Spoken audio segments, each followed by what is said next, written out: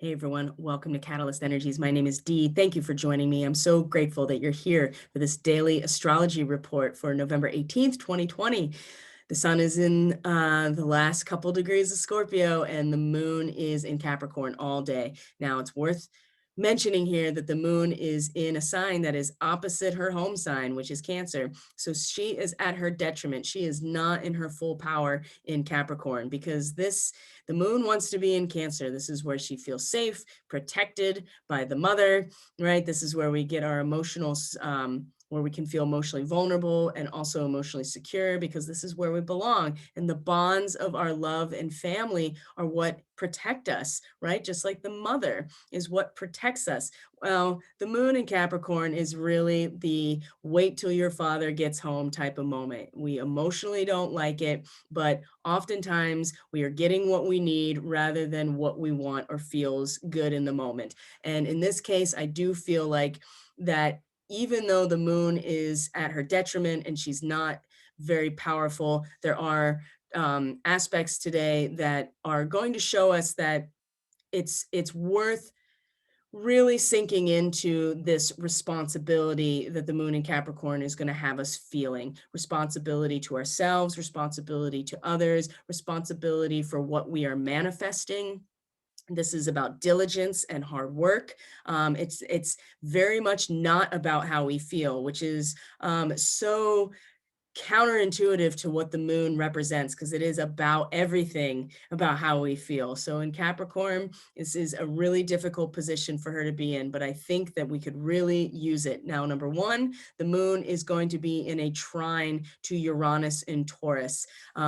Uranus has consistently been shaking up our physical reality, our material reality, the things that we value, specifically the natural world. And this is triggering our transformation every step of the way, which is, and a collective transformation, not just on an individual level, but collectively as well, because Uranus rules Aquarius. That is the essence of the collective. So the trine to Uranus is really going to support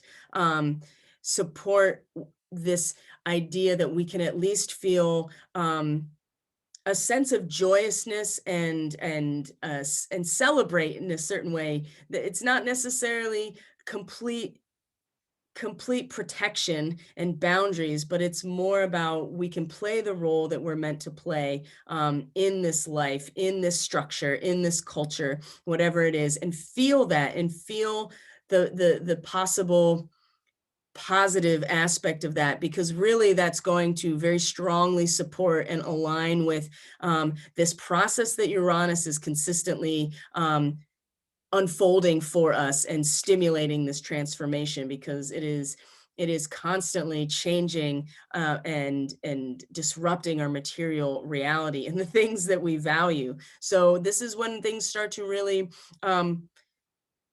start to grow in terms of feeling responsible and a sense of diligence for what we're manifesting. The moon is also in a sextile today to Neptune in Pisces, soon to go direct on the 28th of this month. Mercury in Scorpio, soon to leave its shadow period, which will be in just a matter of days. And then we're going to be in new territory entirely with Mercury in Scorpio. So we are going over information. We're investigating these deeper layers. This is the third time around at this degree, okay? And it's this strong camaraderie, this reminder of the bonds that are created out of intense experiences, intense shared experiences. And it's not until after we experience these things that the bond is really formed. And if we can trust and we can overcome fear with the moon in Capricorn, that's the thing, is that we can trust trust and overcome fear because we are developing a sense of responsibility and how we feel.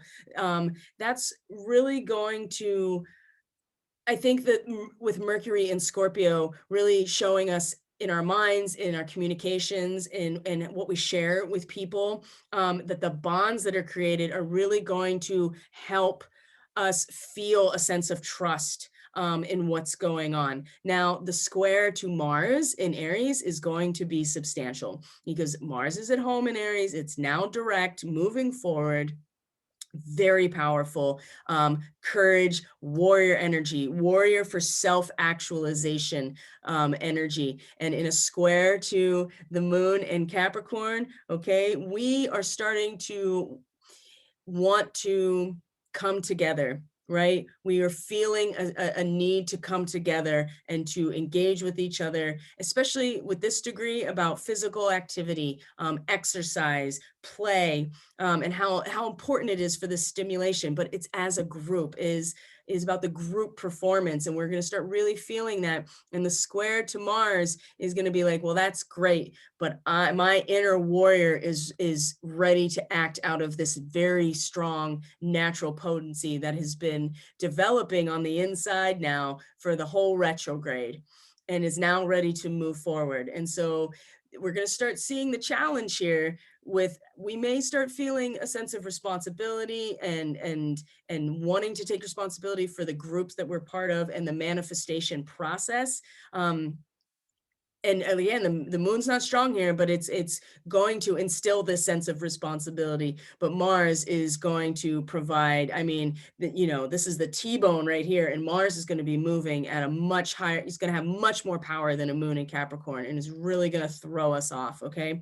And so keep that in mind as we go through.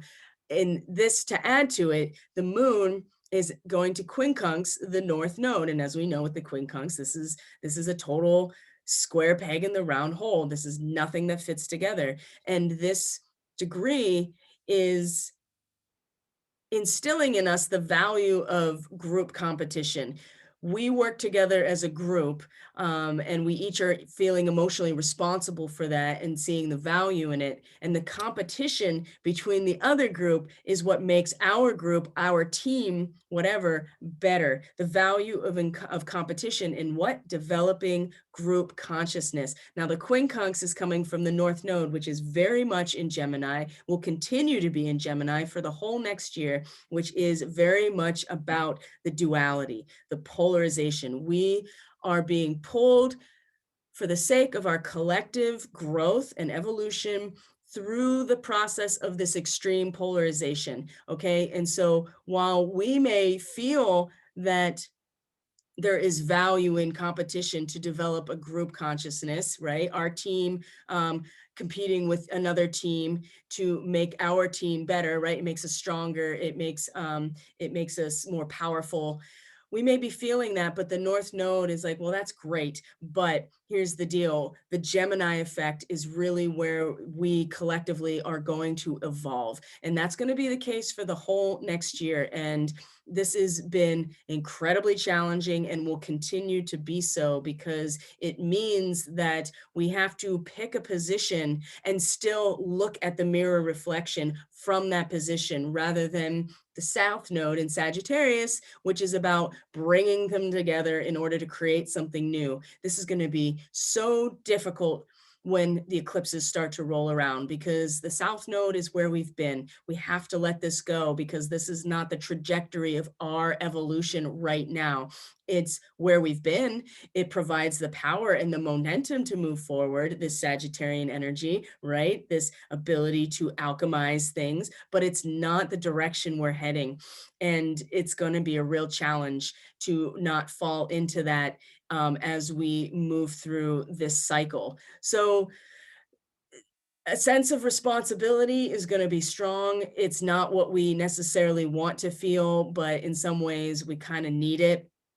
And when the moon then comes into late Capricorn on the 19th, it's going to meet Pluto, it's going to meet Jupiter, it's going to meet Pluto, or Saturn, I mean, and at the same time, Venus is going to square Saturn tomorrow too. So we're going to have a really, by the time we get to the 19th, we're going to have a really strong identification with these structures and all the different aspects of them either falling away, being completely crystallized, or being expanded upon with Jupiter. And Venus in Libra is going to be like, well, I still the scales, I feel the scales of justice. I hold the scales of justice, and I know what it feels like, as opposed to the moon that's going to be identifying, we're each emotionally going to be identifying with all of these structures. And that's going to be a whole different ball game. So we'll talk about that on the next report. So thank you for being here. Really, really appreciate your viewership. If you like this content, please consider subscribing. Definitely hit the like button. It impacts the algorithm and gets the content out there for others who are searching for this kind of stuff. If you are interested in social media, everything you need is in the description box below. I do lives on Facebook every morning. That is an intuitive card reading. That is an addendum to this information to give a real overall theme for how to approach the day with all of this information. And then you can go to catalystenergies.net in order to book a reading or get more information about Catalyst Energies. So thank you very much. And I will see you on the next video.